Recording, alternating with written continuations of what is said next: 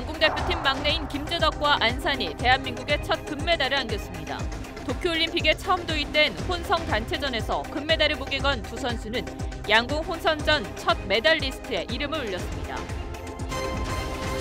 국내 코로나19 신규 환자 가운데 비수도권 발생 비중이 36.9%로 최고치를 기록했습니다.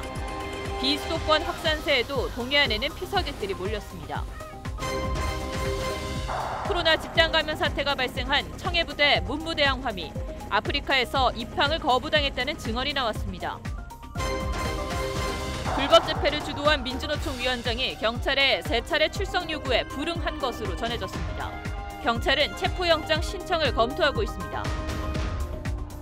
네, 코로나 확산에 숨이 턱턱 막히는 더위까지 힘들다는 말이 저절로 나오는 요즘입니다. 코로나 신규 확진자는 1,629명으로 1,000명대 확진자가 18일째 이어지고 있습니다. 더욱 문제는 확산세가 수도권을 넘어 전국으로 번지고 있다는 점입니다. 비수도권 확진자가 582명으로 전체 확진자의 37%를 차지했습니다. 휴가철을 맞아 비수도권의 확진자 비율이 더욱 커질 수 있다는 얘기입니다. 보도에 서영일 기자입니다. 대구의 한 헬스장. 지난 11일 첫 확진자가 나온 이후 델타 변이 감염이 확인되면서 관련 확진자는 2주 만에 100명을 넘어섰습니다. 나흘째 100명대 확진자가 나온 부산에선 오늘 동구 목욕탕에서 19명이 새로 감염됐습니다. 집단 감염이 발생한 2개 목욕장을 포함하여 확진자 동선과 관련하여 8개 목욕장에 대한 조사가 진행되고 있습니다. 휴가철 성수기를 앞두고 강원 홍천의 리조트에서도 종사자 등 18명이 확진되는 등 각종 모임과 직장, 주점 등에서 집단 감염이 이어지면서 비수도권 환자 비중은 36.9%로 4차 대유행 이후 최고치입니다. 수도권에선 특히 어린이집과 유치원, 학원 등 유아와 청소년이 많이 이용하는 시설에서 새 집단 감염이 일어났습니다. 관악구 사우나 관련 확진자는 150명을 넘겼고 부평구 보호센터 관련 확진자도 100명에 이릅니다. 국민들의 방역 피로도가 상당히 높은 상태에서 시작이 됐기 때문에 참여도가 떨어지게 되면은 다시 이 환자가 증가하는 상황이. 어제 수도권 4단계를 2주 더 연장하기로 한 정부는 내일 비수도권의 3단계 일괄격상 등 관련 방역 조치를 발표합니다. TV조선 서영일입니다. 이렇게 더운데 각 해수욕장이 붐비지 않는 게 더 이상할 겁니다. 전해드린 것처럼 걱정되는 건 비수도권 확진자가 늘고 있는 상황에서 어떤 특정 지역에 인파가 몰린다는 것입니다. 이승훈 기자가 보도합니다. 강원 속초 해변입니다. 바닷물 속에도 파라솔 아래도 피서객들이 빼곡합니다. 일부 피서객은 마스크도 쓰지 않았습니다. 코로나 4차 대유행에도 이렇게 해수욕장에는 수많은 피서객이 몰렸습니다. 동해안 지역 자치단체들이 거리 두기를 3에서 4단계로 격상했지만 피서객을 막지는 못했습니다. 코로나 위험에 노출은 돼 있으니까 서울에서 집 밖에 어디 가는 것보다는 여기가 더 안전한 것 같습니다. 지자체의 안일한 대응도 한몫합니다. 일몰후 해수욕장을 폐쇄하는 강릉시와 달리 속초시는 오늘 야간 해수욕장 개장을 허용했습니다. 그거는 조금 위험한 것 같아요. 그러면 안 되는데. 그러면 사람들이 더 오고 더 찾아오니까. 거리두기 3단계, 첫 주말을 맞은 해운대 등 부산 지역 해수욕장에는 방문객이 절반 이상 줄었지만 오늘 하루만 7만여 명의 피서객이 몰렸습니다. 젊으신 분들이 이제 걸린 줄 모르고 또 오시면서도 이게 또 전파 속도가 또 많이 빠르잖아요. 이런 것 때문에 좀 걱정이. 수도권 거리두기 4단계가 2주 더 연장돼 비수도권으로 피서객이 몰리면서 풍성 효과로 인한 코로나 확산이 우려되고 있습니다. TV조선 이승훈입니다. 밖에 나가보시면 알겠지만 정말 서 있기가 힘듭니다. 이 폭염은 다음 주까지 이어질 전망인데 온열 질환자도 속출하고 있습니다. 폭염과 열대야가 겹쳐진 최근 나흘 동안에만 142명이 나왔습니다. 건강 유의하시기 바라겠습니다. 오늘은 각 지자체가 내놓은 폭염 극복 아이디어에 포커스를 맞춰봤습니다. 왕복 8차선, 세종대로 한가운데서 물이 뿜어져 나옵니다. 11시, 2시, 5시 등 하루 3번 5분씩 일대 지하수를 이용해 잠시 도심의 열기를 내려앉히지만 30분이 채 안 돼 도로는 다시 바싹 말라붙습니다. 이게 원래 뿌리면 좀 시원하긴 한데 요즘은 너무 더우니까 사실 빨리 증발해버려서 효과를 잘 모르겠어요. 산책로 한쪽에 서 있는 빨간색 공중전화 부스. 문을 열어보니 전화기 대신 냉장고가 있고 그 안에 시원한 생수가 가득합니다.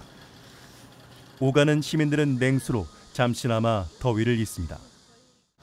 아유, 나 진짜 왜 이렇게 더워. 서울 노원구는 구내 18곳에 이 같은 힐링 냉장고를 설치했습니다.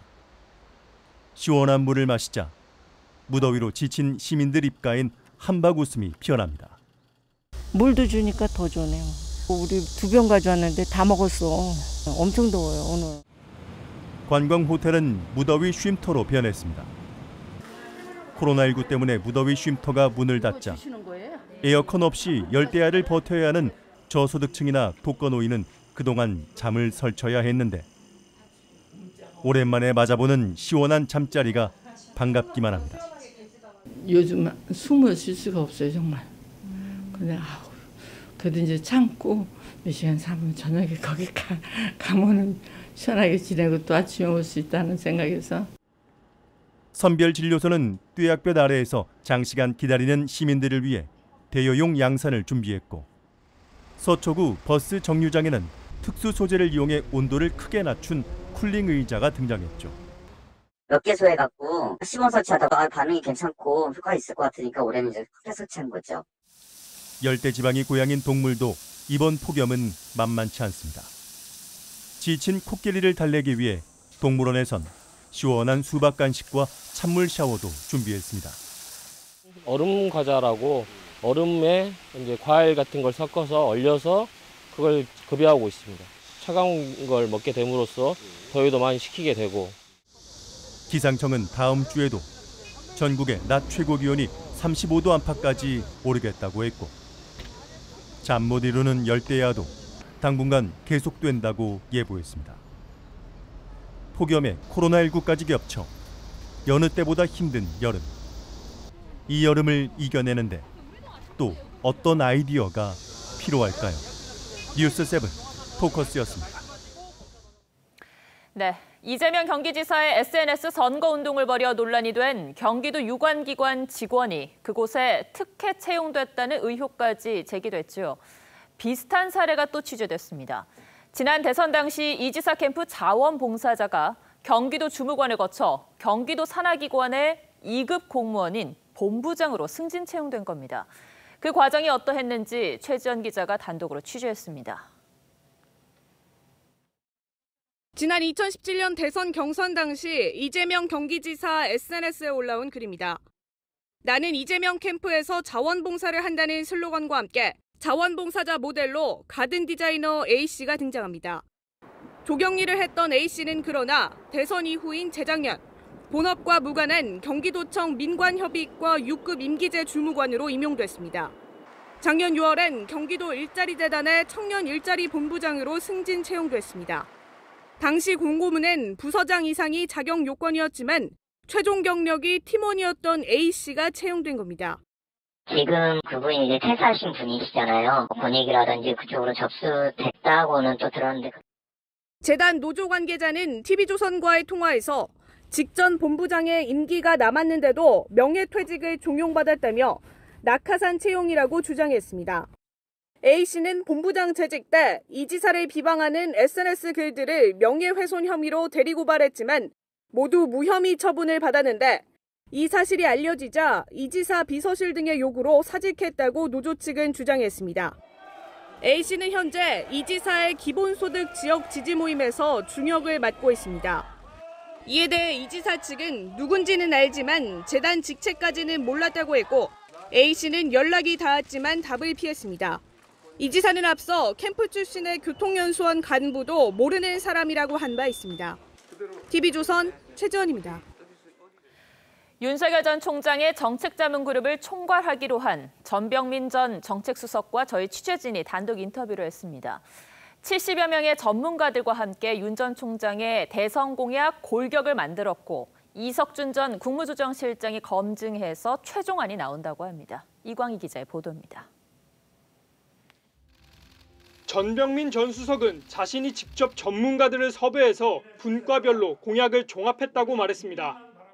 그동안 70여 명의 교수들을 다 모아서 분과별로 다 만들어가지고 공약을 만들었어요. 그런데 이제 그 공약은 하나의 설계도입니다.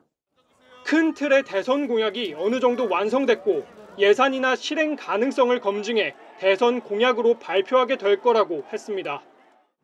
검증 작업은 윤 전 총장 캠프의 좌장격인 이석준 전 국무조정실장이 지휘하게 됩니다. 그거를 이제 예산 또 국회 이제 법적 뒷받침 여부 이런 걸 다 검증을 해야죠. 그래서 이게 모든 걸 다 그로 남겨버렸어요. 윤 전 총장은 어제 저녁 이명박 청와대에서 비서실장을 지낸 임태희 한경대 총장을 만나 국민의힘 입당 문제와 캠프 운영에 대해 조언을 구했습니다.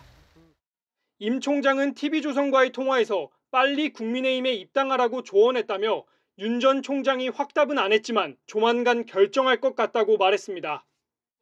윤 전 총장이 최근 김종인 전 비대위원장과 만났다는 보도도 있었지만 김 전 위원장은 TV조선에 만난 적이 없다며 다 헛소리라고 했습니다. 한편 최재형 전 감사원장은 경기고 서울대 동기인 조태용 국민의힘 의원에게 캠프 합류를 제안한 것으로 확인됐습니다. TV조선 이광희입니다. 코로나 집단 감염 사태가 발생한 청해부대 문무대왕함이 아프리카 현지에서 코로나 감염 때문에 입항을 거부당했다는 증언이 나왔습니다.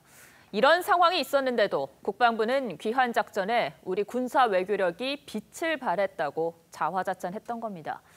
해군은 또 현장 군의관에게 책임을 떠넘기는 해명도 했습니다. 보도에 권은영 기자입니다. 지난달 28일부터 이번 달 1일까지 아프리카 현지 국가의 기항에 물자를 보급받은 문무대왕함.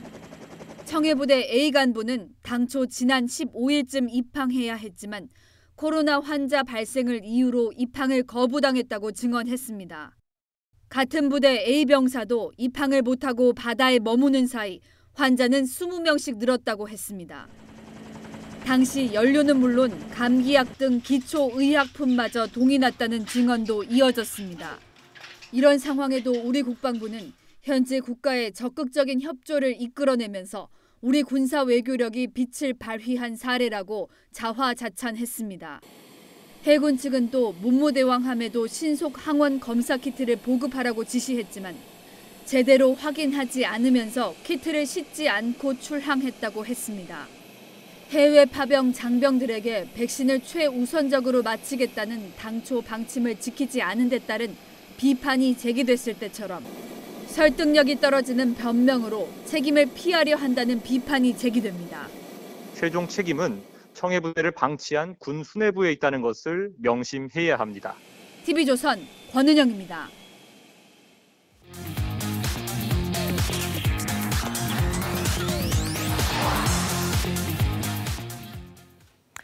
청해부대 장병들은 국가가 우리를 버렸다고 서운함과 분노를 드러냈습니다. 이렇게 장병들의 건강을 지켜주지 못하고도 문재인 대통령은 집단 감염 사태 8일 만에 그것도 SNS로 사과를 했습니다.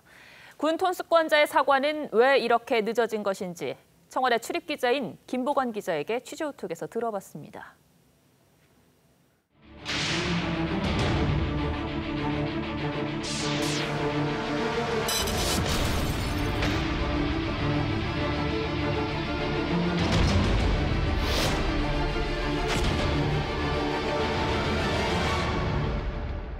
자, 김 기자, 참 부끄러운 일이 벌어졌습니다. 망망대해에서 국가를 위해서 헌신하는 장병들의 건강 하나 챙기지 못했다니요. 예, 청해부대가요, 이거 아덴만 해역에서 임무를 수행하고 있는데 혹시 앵커는 아덴만 해역 들어보셨어요? 들어봤죠. 아덴만 여명작전 유명하잖아요.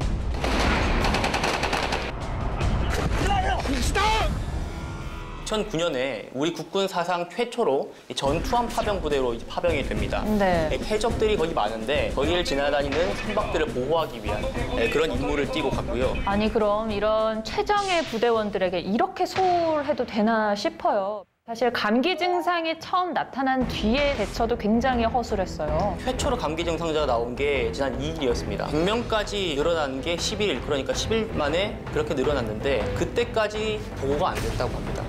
오열하고 이런 게 굉장히 많이 아팠는데 이제 그 일을 했대요. 그러니까 아픈 몸을 이끌고.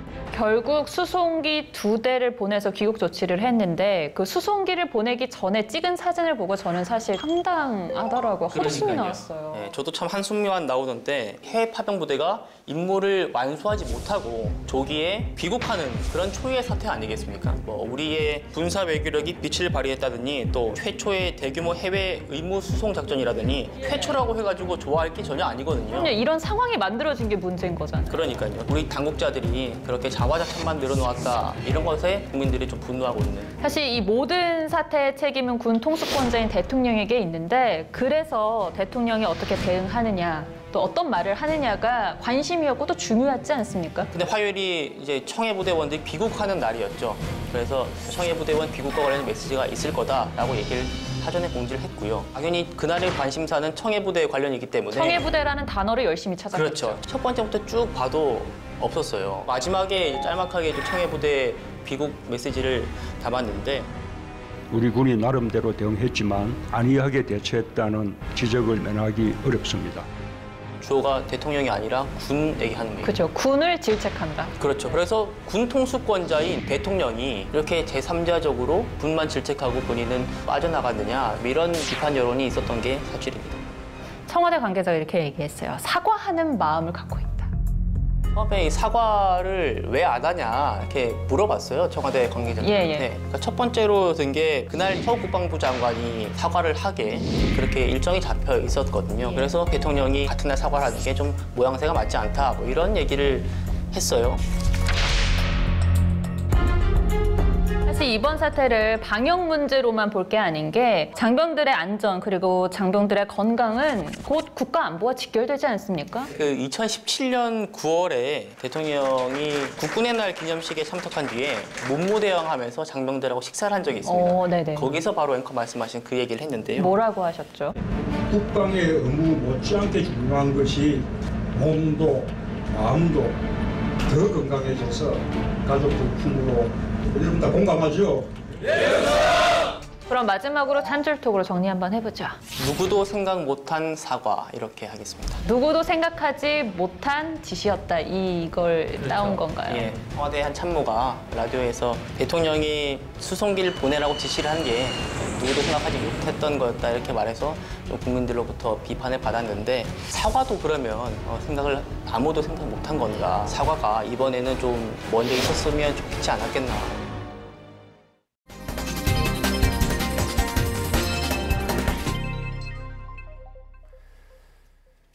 운전 중 과적 차량 때문에 놀라거나 피해를 겪은 경험 있으실 겁니다. 이로 인한 교통사고도 끊이지 않아 과적 차량은 도로 위의 무법자라는 비난을 받고는 합니다. 그 이유가 뭔지 이성진 기자가 현장 취재했습니다.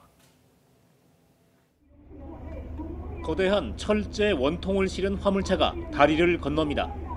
적재함 밖으로 5m 넘게 노출된 위태로운 모습입니다.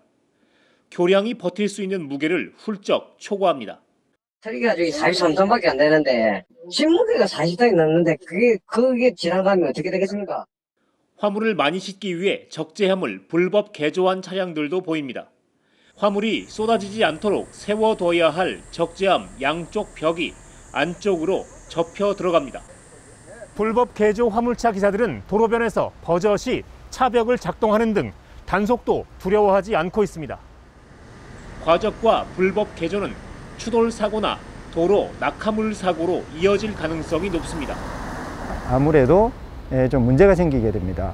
철근 같은 무거운 이런 시설물들이 도로 위로 운행 중에 떨어지면서 운전기사들은 일감을 놓치지 않기 위해선 화주의 과적 요구에 응할 수밖에 없다고 말합니다. 내가 안 실물해서 그 다음엔 내가 불러주겠습니까? 화주들 입장에선 물류 비용을 한 푼이라도 아끼기 위해 과적이 위법하다는 사실을 알면서도 무리한 요구를 하는 게 현실이라고 합니다. 법을 어긴 것은 맞습니다. 산업에서 공통으로 겪고 있는 하나의 문제입니다. 도로 위 흉기로 변한 과적과 불법 개조 화물차가 운전자의 안전을 위협하고 있습니다. TV조선 이성진입니다. 지난 3일 서울 도심에서 불법 집회를 연 혐의로 수사선상에 오른 양경수 민주노총 위원장이 경찰의 3차례 출석 요구에도 응하지 않은 것으로 확인됐습니다. 경찰은 체포영장 신청 등 강제 수사를 검토하고 있습니다. 안윤경 기자가 보도합니다. 지난 3일 기습적으로 장소를 옮겨가며 서울 광화문 집회를 강행한 민주노총. 경찰은 이후 특별수사본부를 꾸리고 감염병 예방법 위반 혐의 등을 적용해 수사에 착수했습니다. 경찰은 집회 다음 날인 4일을 비롯해 9일과 16일 등 3차례에 걸쳐 양경수 민주노총 위원장에게 종로경찰서로 출석을 요구했습니다. 하지만 양 위원장은 3차 소환 최종 시한인 어제까지 응하지 않은 것으로 파악됐습니다. 경찰은 강제 수사를 검토하고 있습니다. 경찰 관계자는 양 위원장에 대한 체포영장 신청을 검토하고 있다고 밝혔습니다. 민주노총 측은 위원장이 예정된 일정이 있었다, 경찰 측과 일정을 조율 중이라고 했습니다. 경찰은 지금까지 당시 집회 참여자 23명을 입건하고 부위원장급 지도부 6명은 소환해 조사했습니다. 이런 가운데 민주노총은 어제 강원도 원주에서 800여 명이 참석하는 집회도 강행했습니다. 경찰이 차벽을 세우자 일부 노조원들은 언덕을 기어올라 집회 장소로 이동했습니다.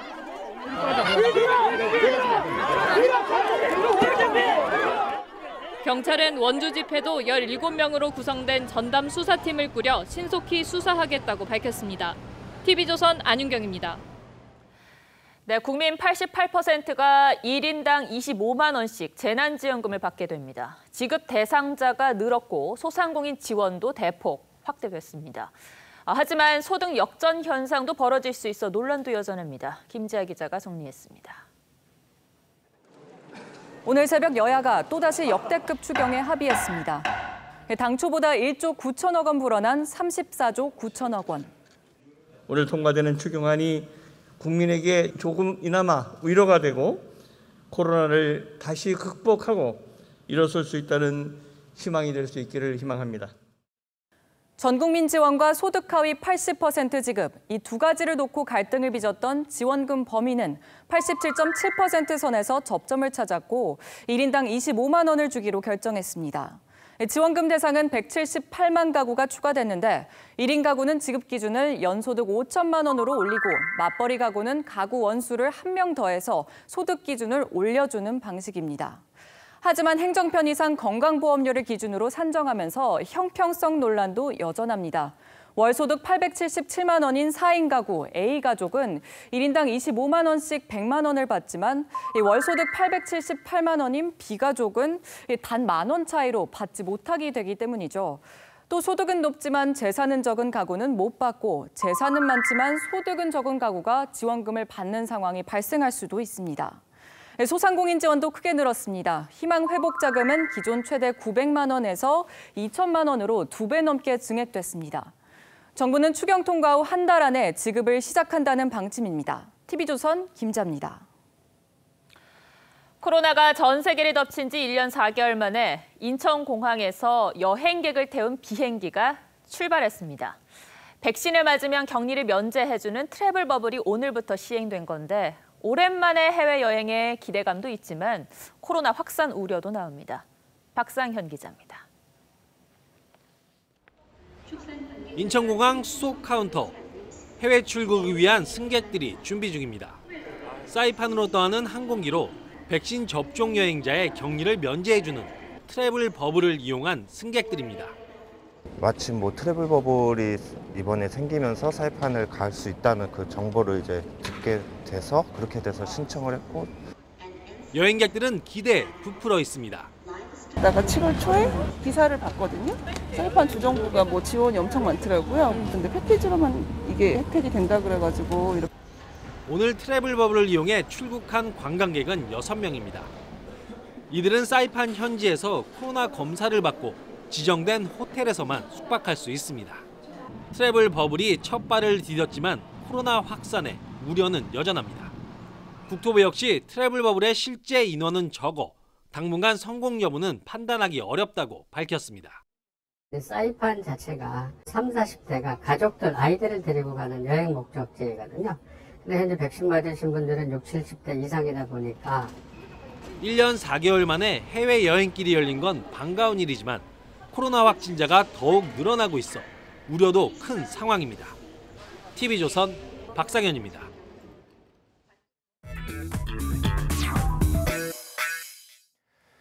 네, 뉴스야 시작합니다. 정치부 홍현주 기자 나와 있습니다.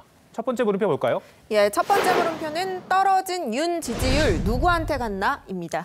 윤석열 전 총장 지지율이 하락세인 거는 맞는데 근데 그 떨어진 지지율이 어디로 갔을까도 궁금해요. 물론 정확한 분석은 어렵겠습니다만 추측은 가능할 것 같습니다. 네, 그렇습니다. 지금 현재 대선 주자들의 지지율 윤석열 하락세, 이낙연 상승세로 요약됩니다.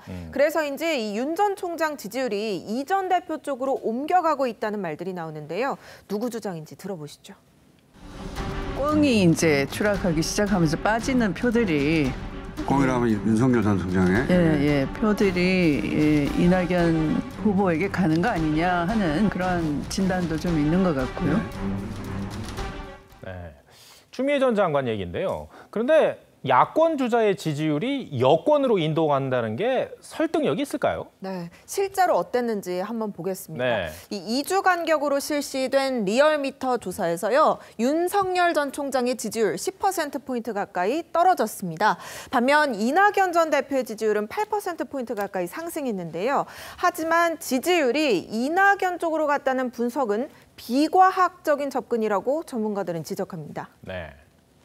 지지층 구성이나 지지 이유 등을 보았을 때 착시일 수 있습니다. 실제 정확한 지지율 변동 흐름을 보려면 패널 추적 조사 등 정교한 조사가 필요합니다. 네, 그렇다면 윤석열 전 총장에게서 빠져나온 지지율 실제로 어디로 갔을까요? 네, 조금 전 전문가 이야기 들으셨지만 정확한 별도의 조사가 따로 필요하겠지만요. 흐름을 추측해 볼 수 있는 통계가 하나 있습니다. 자신이 선호하는 후보가 불출마했을 때 차선으로 누구를 선택할 거냐라는 겁니다.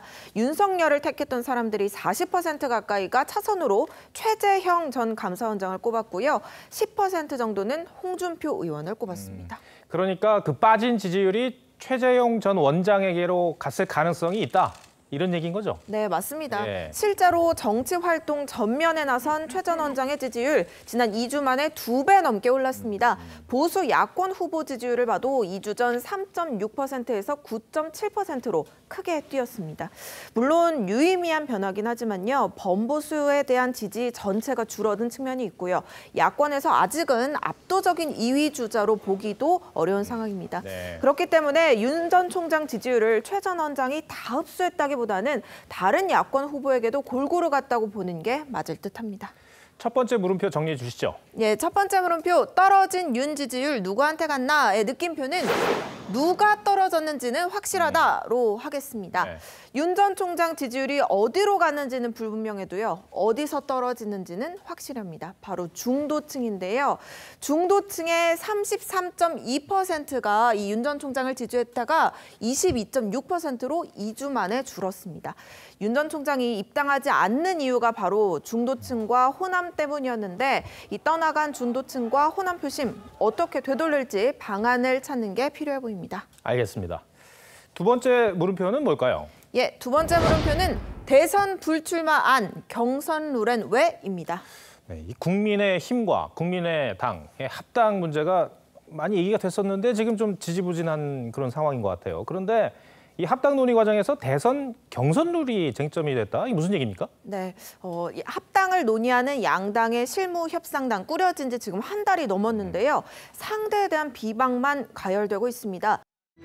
저는 지금 국민의힘에서 과연 의지가 있는지 모르겠습니다. 상당히 유감이고 협상 과정에 있었던 상원 요구사항을 공개할 수 없겠습니다. 네, 이준석 대표가 이대로라면 상호 간 요구사항을 공개할 수밖에 없다고 했는데 홍 기자, 그 요구 사항이 뭔지 취재가 됐습니까? 예, 총 5가지 정도로 정리를 해볼 수가 있는데요. 핵심을 꼽아보면 당협위원장 등 지분 관련 사항과 대선 후보 선출과 관련한 당원 개정 문제입니다. 네. 안철수 대표는 당초 합당 과정에서 지분 요구를 하지 않겠다고 그러지 않았나요? 네, 그렇습니다. 네. 하지만 국민의당은요, 이 당협위원회 공동위원장 임명과 싱크탱크 원장 공동 임명 등을 요구하고 있는 것으로 확인이 됐습니다. 그래서 국민의당 내부에서조차 공동위원장을 요구하는 게 지분 요구가 아니라면 누가 믿어주겠느냐 이런 비판의 목소리가 나오기도 했습니다. 대선 경선룰에 대해서는 어떤 요구를 하고 있는 건가요? 네, 국민의힘 당원에는요, 대선 후보를 선출할 때 당원 투표와 일반 여론조사를 50대 50으로 반영하도록 돼 있습니다. 네. 그런데 이 당원을 바꿔서 당원 비중을 낮추자고 요구하고 있습니다. 네. 그런데 안철수 대표는 지난 서울시장 선거에서 대선 출마를 하지 않겠다고 말했죠? 네, 그렇습니다. 예. 다시 한번 들어보겠습니다. 네. 제가 대선을 포기하고 서울시장 선거 출마 결심을 한 배경 이해해 주시기 바랍니다. 네, 국민의당 당원에 따르면 대통령 후보 경선 출마자는 선출직 당직으로부터 선거일 1년 전에 사퇴해야 합니다. 네. 그래서 안 대표는 지금 상황으로는 이 국민의당 소속으로는 어차피 대선에 나설 수가 없습니다.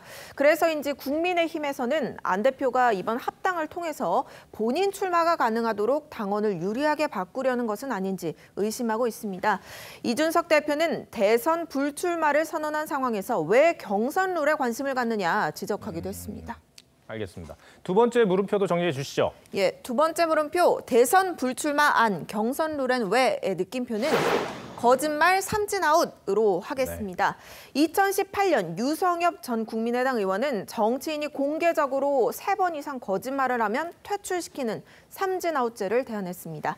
당시 안철수 대표가 바른정당과 합당 추진은 없다고 했다가 또 합당을 추진하자 비판하면서 한 말입니다.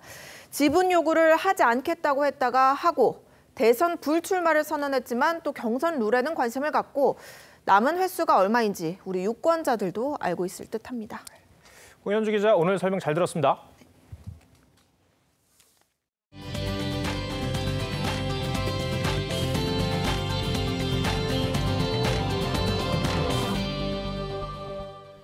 폭염과 가뭄, 산불, 이 미국 서부가 여름제 3중고에 신음하고 있습니다.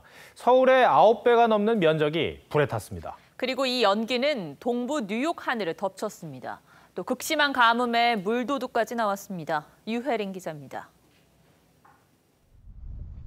불길로 뒤덮인 산, 시커먼 연기가 하늘로 치솟습니다. 진화 작업에 나선 소방 차량을 집어삼키겠다는 듯 불길이 휘몰아칩니다. We are in yet another day ahead and in a period right now where it is just so extremely hot and dry. Fuels are at record or near record levels of dryness. 오리건, 아이다호, 캘리포니아 등 서부 83곳에서 동시다발로 산불이 나 5,600제곱킬로미터가 넘는 땅이 잿더미가 됐습니다. 서울 면적의 9배가 넘습니다. 위성에서도 보일 만큼 엄청나게 뿜어낸 연기는 4,000km 이상 날아가 동부 도시들을 뒤덮었습니다. 뉴욕의 공기질 지수는 15년 만에 가장 나빴습니다. I mean, the air is unhealthy. It's like noticeably harder to breathe. 극심한 가뭄으로 물도 부족합니다. 지난해 전체 강수량이 183mm에 불과했던 유타주는 올 들어서는 비구경을 못하고 있습니다. 그레이트 솔트호는 58년 만에 수위가 가장 낮고 바닥이 쩍쩍 갈라지고 있습니다. We need to conserve our water. We need to reduce our water use and recognize a change in behavior for freeing up water.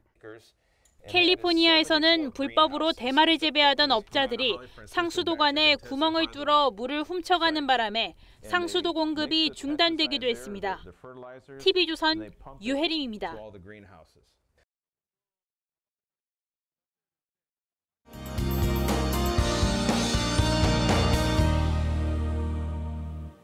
연일 계속되는 폭염에 힘드시죠? 오늘도 서울 낮 최고 기온이 36.5도를 기록하면서 올 들어 가장 더웠는데요. 이 열기가 그대로 남으면서 밤 사이에는 열대야가 이어지겠고 내일 서울 한낮 기온 37도로 오늘보다도 덥겠습니다. 밤낮 없는 더위로 이달 22일까지 집계된 온열 질환자가 무려 600명에 달하고 있습니다. 한낮에는 되도록 외출을 삼가시고 물을 자주 드시는 것이 좋겠고요. 장시간의 바깥 작업 그리고 홀로 하는 작업은 최대한 피하시는 것이 좋겠습니다. 내일도 전국에 폭염특보가 이어지면서 서울 한낮 기온 37도, 청주 35도, 대구가 33도 보이겠습니다. 오늘 저녁까지 강원 내륙과 산지에는 5에서 30mm의 소나기가 지나겠고요. 내일 오후부터 밤 사이에는 제주에 5에서 10mm의 비가 내리겠습니다. 제주 해안과 서해, 남해 곳곳으로 풍랑특보가 내려지면서 물결이 높게 일겠습니다. 당분간 찜통더위가 이어지겠고요. 다음 주 화요일에는 영동 지역에 비 소식 들어있습니다. 날씨였습니다. 도쿄올림픽 첫 메달 수상자가 마스크를 쓴 채 메달을 직접 목에 걸었습니다. 메달을 깨물어보는 단골 포즈도 악수나 포옹도 이번에는 할 수가 없습니다. 못하는 것도 참 많고 자신과 상대와 그리고 바이러스와도 싸워야 하는 참 이상한 올림픽이 시작됐습니다. 이번 올림픽은 더 빨리, 더 높이, 더 힘차게라는 올림픽 구호에 127년 만에 처음으로 다 함께가 더해졌습니다. 바이러스가 심어놓은 불신도, 바이러스가 갈라놓은 분열도, 선수들의 아름다운 도전을 다 함께 응원하다 보면 씻겨가겠죠. 무엇보다 선수들의 건강과 안전을 기원합니다. 시청해주셔서 고맙습니다.